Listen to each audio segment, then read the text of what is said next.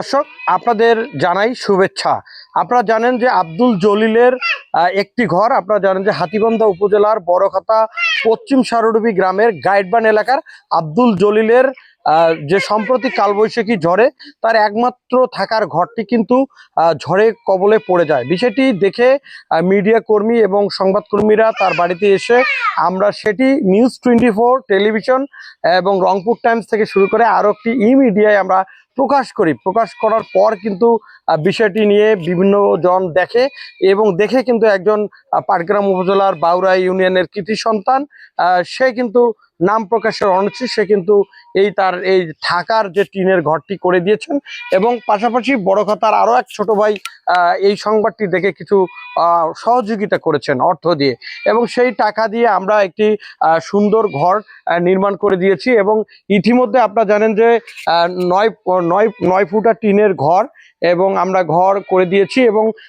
প্রায় 18 হাত ঘর এবং এই ঘরটি সুন্দরভাবে নতুন টিন এবং কাঠ দিয়ে নির্মাণ করা হয়েছে এবং যিনি পাটগ্রাম এবং বাউরার যে কৃতি সন্তান সে সিঙ্গাপুর প্রবাসী, সে এই অর্থ দিয়ে সহযোগিতা করেছে এবং তাকে পূর্ণাঙ্গভাবে নতুন একটি টিনের ঘর দেওয়া হয়েছে এবং সে আব্দুল জলিলের পরিবার আপনারা জানেন অতি কষ্টে কিন্তু তারা পলিথিন মুড়িয়ে কিন্তু তারা বসবাস করছিল এবং তারা আজকে নতুন একটি ঘর পেয়েছে এবং পাশাপাশি আমরা জানবো এবং পাশাপাশি বলছি যে ঘর পেলেও কিন্তু তারা যে বেড়া এবং দরজা তাদের দেওয়ার মতো কোনো সমর্থন নেই এবং যে অর্থ দিয়েছে সেটি দিয়ে কিন্তু আমরা সেই ঘরটি নির্মাণ করে দিয়েছি, কিন্তু দরজা এবং বেড়া নির্মাণের কোনো সমর্থন নেই। আমরা কথা বলতে চাই, আপনার সাথে কথা বলতে চাই।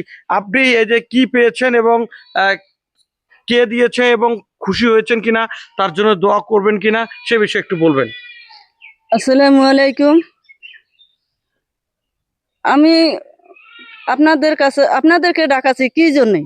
ঝড় তুফানে ঘর ভাঙ্গি পড়ে গেছে, প্লাস্টিক বান্ধিয়ে আমি এতদিন ছিলাম। তারপর সাংবাদিক ভাইরা আসলো, ছবি তুলে নিয়ে গেল, নিয়ে যেয়ে বড় অফিসার ভাইকে দেখাইলো। অফিসার ভাই দেখিয়া তখন এটার আবেদন করলো। যখন এই উপকারটা আমাকে করছে তখন আমি বিশাল খুশি হয়েছি, বিশালভাবে খুশি হয়েছি। বাচ্চা কাচ্চা নিয়ে পরিবারটি মানে সুস্থ শান্ত মতো আছে। যে দিয়েছে তার জন্য বিশালভাবে অনুরোধ করি, তার জন্য এবং দোয়াও করি সে যেন বাচ্চা কাচ্চা নিয়ে ভালোভাবে থাকতে পারে, তার জন্য।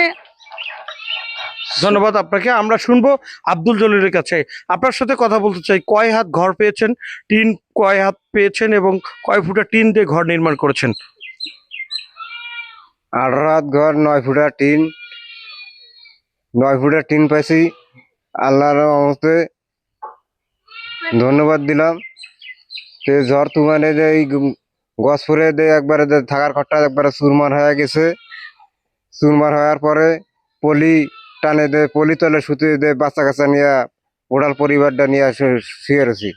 তারপরে সুখের শান্তিতে থাকতে পারি না, পানি ঝড় তুফান উঠে বসে থাকি। যে দিয়েছে তার জন্য, আর যে দিয়েছে তার জন্য সুখে শান্তিতে থাকে, তার জন্য দোয়া করি।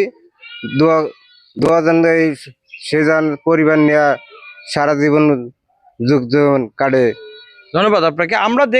আমরা শুনছিলাম আব্দুল জলিল এবং তার স্ত্রী রয়েছে ওজিফা, তারা কিন্তু অতি কষ্টে প্লাস্টিক মুড়িয়ে কিন্তু তারা প্রায় 3 মাস ধরে জীবনযাপন করেছেন।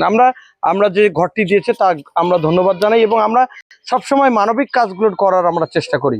আপনারা যারা আমাদেরকে দেখছেন তাদের ধন্যবাদ জানাই, আর আপনারা যারা তাকে সহযোগিতা করতে চান অবশ্যই সহযোগিতা করতে পারেন। ধন্যবাদ।